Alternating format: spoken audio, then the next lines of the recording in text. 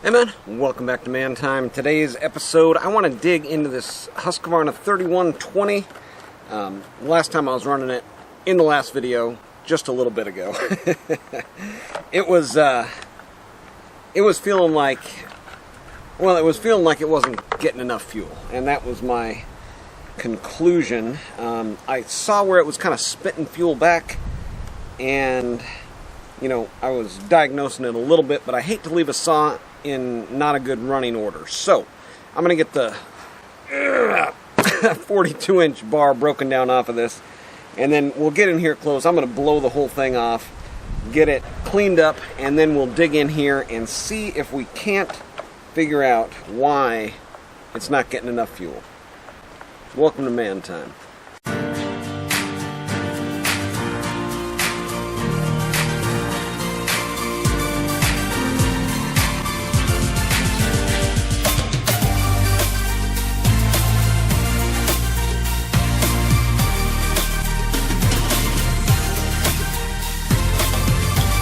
Alright, let's get right in here and get a good look at what's going on. I've got this pretty well disconnected. There's two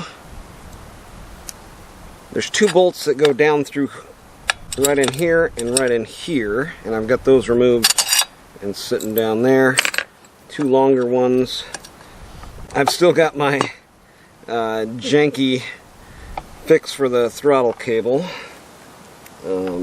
That pops right out, and then all we've got is our fuel line and choke. Should have probably dumped the fuel out of this. Still should probably do that, but let me grab a golf tee and maybe we can pop it off and pop it in. Alright, well, the camera was off for that, but what happened was I took the gas cap, loosened it up on its side, and then popped the fuel line off, popped that in there, put the cap back on, and now we've got our carburetor. It is dirty, and I'm going to blow it off, but what we're going to be looking for is right inside of here, 4 Phillips head screws, and we should be looking at what we need to look at there. Yeah, as soon as you take that air filter housing off of there, this all comes apart, and now we can blow it all off. So we've got our carb here, and what I'm hoping to see is this screen under here clogged up with felt. That would be a really easy solution to the problem here. It seems like it's carb related. And it is, yeah. This is a fresh kit. I put this in here, but there's junk. There's junk coming through the fuel. And right here, you can see. Let me get a flashlight. Yeah, junk. And that looks like sawdust to me. But like I said, easy fix. We'll get that pulled out of there, blown out with brake clean, and put back together. And sometimes it's as easy as that, especially when you've built it, worked on it, so on and so forth. Yeah, just got clogged up. And this saw hasn't been ran for that was probably its 4th tank of gas since I rebuilt it. And it's already all clogged up, so there you go. So I'm just going back together with it here, but just kind of as an FYI. 2 things. One, if I would have continued to run the saw with a lean condition and hadn't known how to spot a lean condition, make sure to go back and check that video out so you can kind of have an idea of what a lean condition is and how to identify it. The saw would have burned up, melted down, so on and so forth. And this is a pretty fresh build, so watch out if you get a fresh build and all of a sudden you're experiencing some issues. Might just be might just be a real simple thing like that, like the fuel filter was letting some stuff through. Or there might have been, you know, just stuff from building it that got through there. Man, look at that big carb. And then too, when you're spraying brake clean through all that stuff, just, you know, probably wear eye protection so it doesn't spray you right in the eye. Ask me how I know. Yeah, so this is probably like the most complicated thing on the whole saw to kind of put back together. So it being a really simple saw, this is not a big deal to get this all back together. So let's get our choke in here. First thing. Fuel line. Second thing. Nice, pliable. Okay, and then let's see here. So we've got this. That fuels our impulse. Impulse is still good and open and everything. Make sure there's no debris or anything down in there. So you can see this square part goes against the cylinder, and the round part, of course, goes against the carb. I've already put some sealant on there, so you know, it all kind of sticks together like that. I don't have to worry about those gaskets moving around on me. But that's pretty much it. Oh, no, we forgot our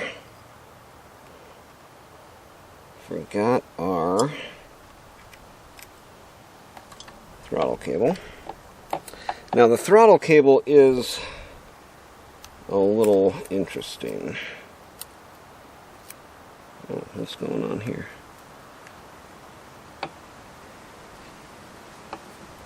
What is that? Oh, there it is. Okay. Yeah, the throttle cable actually seats into this top cover.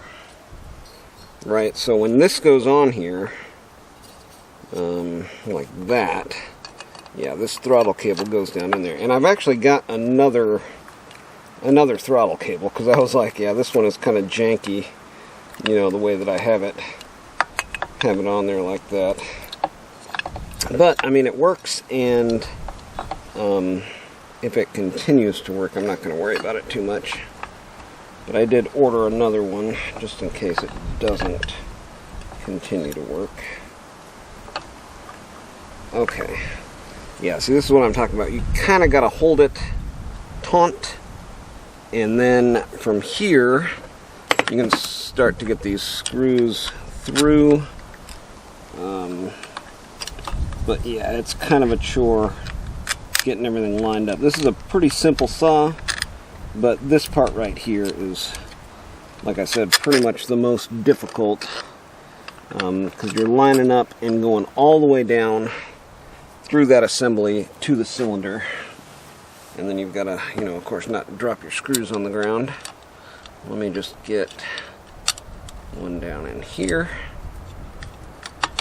all the way down and into the cylinder on this one. Found it on the ground there, cleaned it up, blew it off, and now we can get these ran in and get these ones ran in. Now before we go all the way, let me double check that I'm still getting, yeah, throttle cable's still working, so I guess if it's not broken, don't fix it. These throttle cables are about 30 bucks. And they're kind of a pain to put on here. I did end up ordering one, so I've got one. But, yeah. I've got two of these saws. This one was the, like, completely blown up one. Yeah, completely blown up. Now, order of operations here is important. I've got these ran down, but this is still all loose. What you want to do is tighten these up. Make sure they're tight against the cylinder so your impulse is working correctly and all that. Once you do that, then tighten up these two. And there's little pieces of foam that like go down in here. I think that helps with some of the particulate getting through, which I definitely have. and I can see. But I looked down in the cylinder at the piston before I put this all back on there, and it looked fine. And the cylinder still looks minty. I saved it by not running it there. So yeah, we should be all set. Let me get all these tightened down, and then order of operations after that is top cover, air filter housing. Oh man, it has been a long day. I don't know how you other men spend your weekends, but this is pretty much normal for me. Trying to get some work done, something breaks, then you got to fix it, and then finally at the end of the day, well, for me it's download some videos and do some video editing and maybe have a adult beverage. But yeah, it's so funny, and I almost hate to say it, but the lack of adjustability in the carburetor probably saved this saw, right? Because, as a mechanic and an engine person, what I noticed was lack of fuel, right? And if there was a screw there that I could put more fuel, I probably would have tried that and probably would have tried to run it for longer. But yeah, in this saw, I actually drilled out that high-speed fixed jet, and so it should be getting enough fuel, and it wasn't, and the lack of adjustment probably saved the saw, because I would have been like, oh, I'm on video, I'm kind of stressed, or whatever. It's different when you're trying to do work and film it, right? Because there's an expectation of, I started my day planning to make this video, right? I've got big saws, I've got big wood, let's get after it and put the big saws to the big wood and have a day of it and make a video. Didn't work out that way. Luckily the G660 was there to pick up the slack, so very nice. Alright, let's but it was a simple fix, right? You saw there, just the screen was clogged up. I'm going to leave that filter in there. Didn't even check the filter because I think it was just that screen, and it wasn't felt like in there. It wasn't felt. It was like saw chips and sawdust and stuff like that. So yeah.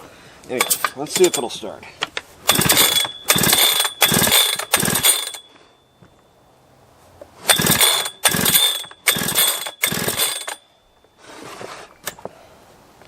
I'm going to take it off a choke just because this saw's a little funny.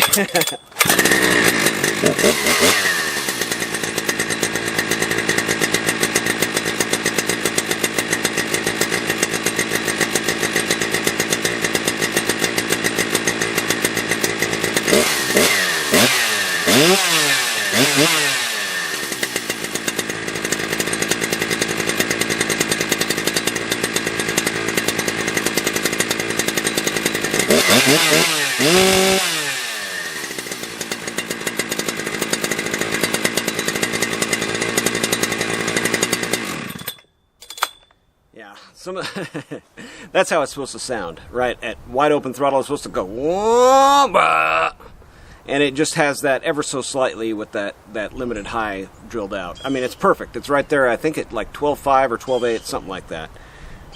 But yeah, I needed to get this done. I need to use this saw, so I wanted to keep it barred up. Just blew it off.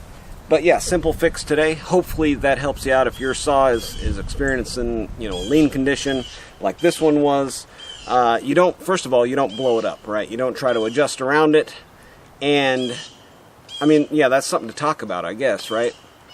If you're running your saw and all of a sudden it just goes lean kind of out of nowhere, you probably don't want to try to adjust around it, right? There's certain circumstances where the weather will change, and something. So two things.